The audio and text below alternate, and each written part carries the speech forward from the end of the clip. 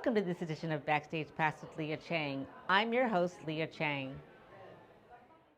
In April, Georgina Pazcoguin put a Rogue Ballerina spin on Whatever Lola Wants from DAMN YANKEES, reconceived and directed by my frequent collaborator Lainie Sakakura at the Joyce Theater. The world premiere was part of a star-studded evening of dance in celebration of the release of world-renowned celebrity portrait photographer Mark Mann's new coffee table book, Movement at the Still Point, an Ode to Dance. I am going to be closing the chapter that is me as the dancer at New York City Ballet. And I'm super, super, super excited about this next chapter, which includes producing, which includes more acting, which includes being able to have the autonomy to make my own contributions to the performing arts. And I'm so, so excited, and I'm excited to celebrate it. I'm excited to share what I've been working on at City Ballet as this final show. On May 7th, Georgina was featured in Alexei Ratmansky's Namouna, a Grand Divertissement, at the David H. Koch Theater, marking her final New York City Ballet appearance after 2 decades with the company. A member of the company since 2003, Georgina made history as the first Asian American ballerina promoted to soloist in New York City Ballet's history in February 2013. Since joining New York City Ballet, Georgina performed in a range of works by George Balanchine, Mauro Bigonzetti, Peter Martins, Alexei Ratmansky, Jerome Robbins, Susan Stroman, and Christopher Wheeldon. She has played Anita in West Side Story, and her extensive repertory of George Balanchine works include lead roles in A Midsummer Night's Dream and Tchaikovsky's Suite No. 3. Her American Dance Machine for the 21st Century credits include Cassie in a Chorus Line, Jerome Robbins Mr. Monotony, and Margo Sappington's O Calcutta, Pas de deux.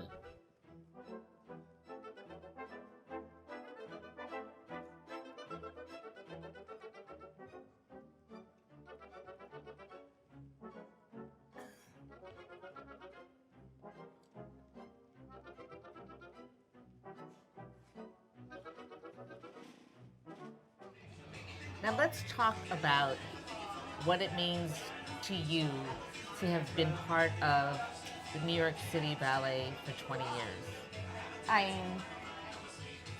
It's incredible. It's like, what a dream come true. Although it wasn't your original dream.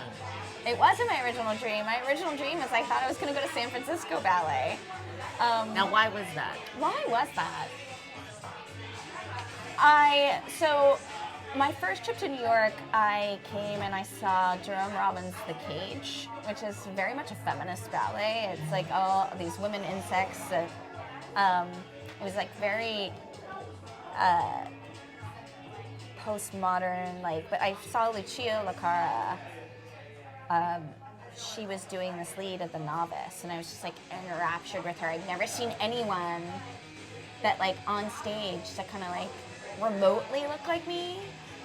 And so I was like, well, yeah, I want to dance with that ballet. But I didn't realize at the time that Jerome Robbins was actually part of New York City Ballet. And I love full-length story ballets too. And my fate had me join New York City Ballet, where City Ballet also does full lengths. But I think before I hang up the toe shoes forever, ever, I want to be able to explore. There are also acting roles, which is something that I love. But I would love to be able to do Amirta. I don't want to say oh, Juliet got away from me, and I want to be the Firebird at some point, and so I don't know. Maybe that'll. Since I just put it out into the universe, maybe that'll come to me, maybe it won't. But I do feel like I'm just so happy with the artistic memories I've made in this space, and like that's not even counting being a history-making dancer. And I happen to have done this role, Polyhymnia, on gigs, like very many times. It's like in the pocket. I've done it in Spain. I had done it most recently up at Mass Mocha. And I've advocated for myself to like, hey, you know, if you need someone, step in. And they were like, ah. And then I got a call from my friend who was the rehearsal director and was like, actually, you got to step in. Can you be at this rehearsal? And also, like, I have COVID now, so I can't be there. So it was just like one of these things, like, just get there, stepped in. Thank God I was dancing with like close friends of mine that I got into the company with. And none of it registered. None of it registered. I just like, this is what we do for each other. We show up for each other. It's not the first time I've been thrown into roles this way.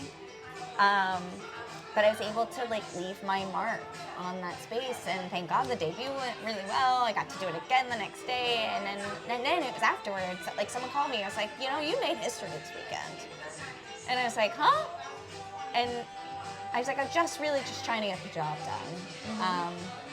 And then they were like, during the Stravinsky Festival of all times, and during Asian Pacific Heritage Month. Like I was like, wow. So I really feel like the universe has my back.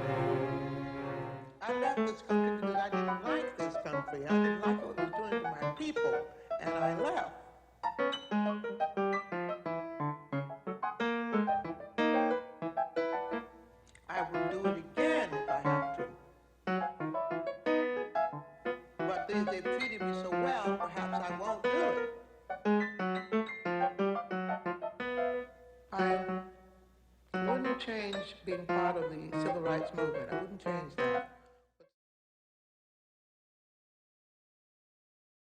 Which I'm doing my own version of Whatever Lola Wants from DAMN YANKEES, but doing the Rogue Ballerina spin on it. Okay. And as only you can. As only I can. But I've been working with Lainie Sakakura, and the Bossy Legacy has been so generous with me. and letting me express myself in this particular style, which I am just gravitating more and more towards. So yeah, I'm very, very excited. I'm also like sensibly terrified to be like singing and dancing in heels and all the costume elements, which like my little dress rehearsal today was like, oh, we have to fix so much before tomorrow. It's all gonna be fine. But I'm really looking forward to just playing. Like, what fun to be on stage with a lot of my peers who all just, like, it's really just gonna be a night concentrating on the joy of dance. And how did you first connect with Lainie? Oh gosh, I first connected with Lainie. I mean, I've been following Lainie and watching videos of her dancing for like ages, but to get to work with another Asian American woman, I mean, like, it makes me emotional every time. I mean, just sitting here with you, being in the room with you and Lainie, and now like my journey to co-producing Here Lies Love and finding myself in rooms full of like not only AAPI people, but people of my shared heritage. Like I'm in rooms with Filipinos, and that hasn't happened besides like the random family event, you know, that I can make it to, that my schedule will allow me to make it to, because ballet world is so intense. Yes, intensive is the perfect word for it. So yeah, that's how we met, and we just kind of like, we're like, what's the next project? And then when this opportunity came up, I was talking to Nicole, and she's like, well, who would you want to work with? And I was like, I don't think that's my decision to make. I think it's your decision. She's like, well, I think you and Lainie got on so well. Like, why don't you ask her? And she so graciously said yes, and it's just spurred, like, what a wonderful director this woman is. Actually, my Broadway debut was to step in for another dancer who had got hurt in the chorus. She'd broken her toe, and they needed someone to learn the track really fast, like in a night, which, like, for city ballet dancers, this is part of our specific breeding. To work through the pain? No, not to work through the pain, but to learn things really fast. I mean, we do seasons that are like 20, 30 ballets. I mean, like, there was one season that I think we did, like, we'd have to double check facts on this, but I think it was near 48 ballets in a 6-week season, and that was really intensive. So, like, it's part of the environment at City Ballet is like we work at this high level, but we also like cycle through things very fast. So you have to be the speed of light learning. Right. So I came in and learned this track in an hour, and then they taught me Ivy on top of it, just as a safety. And I had my Broadway debut, and had my little like role where I came on and like did my little my little one line with the Tony Asbeck, and I got the laugh. And, would you like to come and debut as Ivy? And I was like, what? No. So that was an absolute yes. Figure out the schedule later. So I got to play Ivy for a few weeks before Misty stepped in, and then I would do like the matinee evening days. We'd share. So it was great, and that's also where I met Tyler Haynes, who has become like just a best friend and like forever dance partner. We did Cats together, and so it really tipped this domino into this other track of my life. Sure. That have been like, we've been like here, and now it feels like I'm shifting the track. But you know what's funny is like after, I grew up in a very small town called Altoona, Pennsylvania. And so there was I'd finished school at 2:30, Catholic school, and then had like a couple hours before my dance classes at 4:30. And so I'd watch one of two VHSs, and I know that dates me a lot. But yes, it was VHS. So one was Lord of the Dance with Michael Flatley, and the other was Cats. Oh my. So I was very familiar With the track. Not with the show. never even like, it's not like I want to be the white cat. I actually wanted to be Bomb Ballerina. But like obviously they were like, you're gonna be the white cat. when I first met Andy Blankenbuehler, he's like, I was auditioning for a different project he was doing, and he came up and he was just like, your reputation precedes you. It's lovely to meet you. You're gonna audition for Cats, right? And I was like, and he's like, you're gonna audition for Cats. And then that was also like an amazing experience because like it was some of the same people that I had met in on the town, and like I felt less nervous, less anxiety ridden. This like I am a being that has been in this hyper competitive space for so long, a space that like, you know, pits people against each other, in good ways, but also like in bad ways if you do not watch the power dynamics. And so like to be in a room where people are just like, yeah, ballerina, you do the hip hop combination.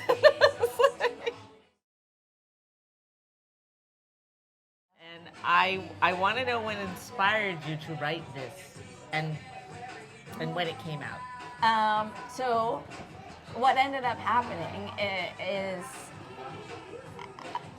I was very much schooled after I came back from Cats. I was reinserted back into city ballet lifestyle, and I did unfortunately suffer a very career-threatening injury. I blew out my ACL, and so I was devastated by that because you like think you're at the. It's like the first time where like I really had an injury that was like more than like 4 weeks. Like you were out, probably needed surgery, but I'm stubborn. And I was like, I don't want it, I don't trust it. Like, here's the thing, if you tear your ACL, get the damn surgery.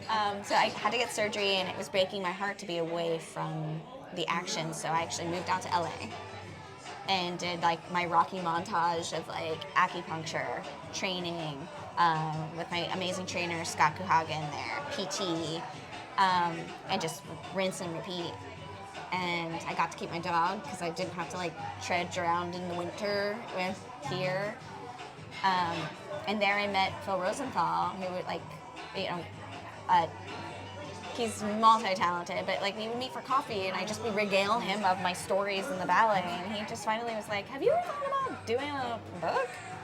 I was like, I mean, like, yeah, like, back burner. And he's like, I think you need to do this. And it really is testament to him that Swan Dive exists because he, you know, made the right connections to like a book agent, and then, you know, 4 years later, 3.5, 4 years later, Swan Dive hit shelves, which is very cool.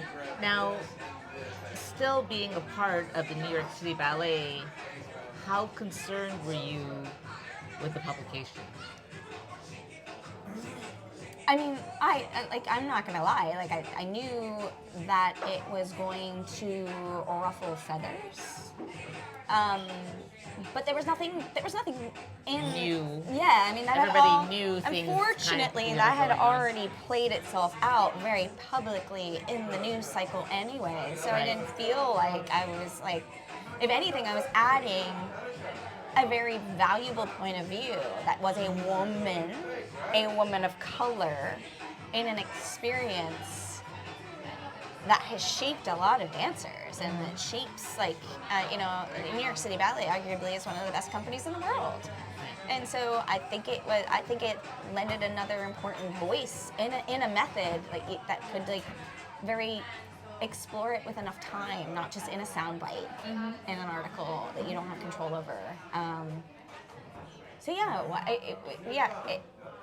are there ramifications? Of course, but like there are ramifications for every decision in life. Sure. And so for me, Swan Dive is owning my truth in a way and stepping forward in my truth. And it happened at a Absolutely. time, you know, like in the midst of this, coming back from Cats, recovering from a knee injury, we were all doing this work about diversity, equity, and inclusion. And so I started a diversity initiative, Final Bow for Yellowface. And I was doing my own work, and I was realizing things about how, like, I had experienced microaggressions. I had and things are coming together. So this was just a further step in me stepping into my truth. And I think that's and powerful. your growth. And growth. And I think what's great is that there's been outreach from people who have read the book who are not dancers. I wanted this book to like reach everyone. It's not just a dance book. It's really a tale of someone who didn't necessarily know who they were when they started in this, and they came out fully knowing where they stand. And I think that's powerful. If you can grab hold of your truth and own your truth, you're well on your way to you know, conquering your path. And so in this work, in 2016, 2017, I advocated for myself to be on the diversity committee for New York City Ballet, and there were discussions about the problematic divertissement of Chinese in the Nutcracker, and I, being myself, and to Peter's credit, to my boss at the time, and the people who asked me to be on this committee, they literally said, we want you here because we know you'll tell us the truth. And I'm like, okay, I don't know if you mean that as a backhanded compliment, but I'm gonna take it, and I'm gonna do it. And so I said, yeah, this is like, I was a retort in some other question, but I was like, the problem is this, and then it became like an inquiry and a wonderful, actually beautiful discussion. I was like, hey, let me connect you to someone who is of this heritage, and you can speak eloquently about this. And so, as the story goes, I left the meeting and I called up Phil and I was like, hey, I have like 5 minutes until I have to be at a rehearsal. Don't be surprised if my boss's secretary calls you. It's about the Chinese divertissement. Click. And then, sure enough, he was called in and they had a meaningful discussion, and it led to changes. Like, no more the Chinese divertissement at City Ballet was three features dancers.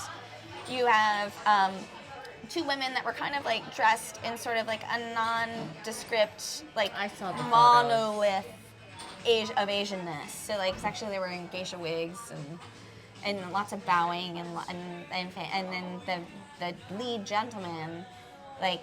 That's the worst part. Yeah, it comes out of a box and he's wearing like a rice paddy hat, a Fu Manchu, and a queue, which actually was imposed violently at one point in Chinese history. So you have, like, when you zoom out and are like made aware, and it wasn't like Balanchine did these things on purpose. If you think about like in 1954, when the propaganda in the U.S. at the time very much featured this. It was like the Chinese Exclusion Act. Mm-hmm. Absolutely. So it's not that he was purposely being racist. It just was like, it's remained because it was part of this tradition, which inherently is good. It's a tour around the world, but now it needs updated because guess what? Our audiences are filled with diverse people. With Asian and Asian Americans who are going to be highly offended by these racist caricature tropes. Yeah, and it's just like we want, you're telling a story that's about global cultures and how they contribute to this central female character's growth. And why not use this as opportunity to have a global lens and represent culture, different cultures from our own, not from a white European lens, but from a wider lens, and represent these cultures inclusively. Inclusive advocacy is what I love to practice. That initiative now has grown so much bigger than us. It's now globally recognized. I know. Didn't the Kennedy Center recognize you for something? Yes. So we were one of Kennedy Center's next 50 artists, leaders, and change makers. I didn't think that line was hitting, but apparently it's hitting. And that's also such a wonderful recognition, also to be recognized by the Paris Opera as a contributing factor for this 400-year-old institution to be like, yes, no more blackface, no more yellowface on our ballet stages and our opera stages. This manifesting is I'm a co-producer for Here Lies Love, which is coming to Broadway. Okay, I think its first preview is June 17. And oh gosh, this is it's a full circle moment that all the work that I've been doing on myself and all the hurdles that I have been leading me here to this moment and getting people to get excited about this story, which tells not only American history, but Filipino history. And Filipinos for the first time are taking front center stage not only like in the cast, but behind the scenes as producers. And like, what a testament to this producing team to be accepting as an artist. Like, this is I'm a first-time producer now. Like, I'm shifting roles from being not just a dancer anymore, but also a person who produces work that I love. And the lead producers on our team have been like so accepting of the value that I bring, not only in my potential to bring in capital investment, but also just like my inherent lived experience as a mixed race, like a kid, but like also just my insight, my creative like abilities, and just me and my path and my own journey. Because like my father did not steep me in my Filipino heritage. It was an active decision for him not to, for his own reasons. But like, he and I now have engaged in meaningful conversation that is just like so beautiful and wonderful. And he's proud now. Like, he's starting to like repost the Final Bell Field. It's very cute. It's very, very cute. But like, and to be in rooms of Filipinos whilst talking about the show, talking about like Alex Timbers and Jose Lana and Jose's experience about like It's very personal experience. it's super personal. His family experience. Yeah, his being able as, you know, creatives to have a story that feels so personal to us and to support that. And granted, like, I don't have a part in this show. I don't need a part in this show. Like, my part in this show is producing it and getting it on its feet. It's not the vehicle for me to star in it, and that's okay. It's being in the room where it happens, B, a seat at the table to be able to influence decisions.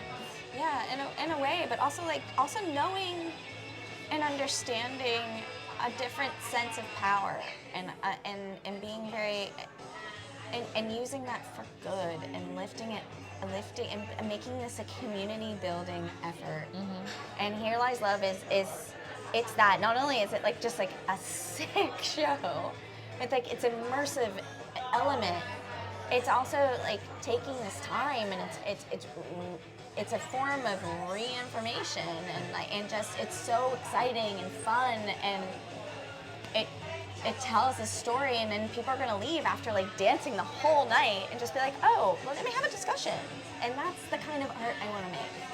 I love that, and so I am like, I couldn't be more proud of my team, of this cast, of like how it's going. I can't wait to see it up on its feet.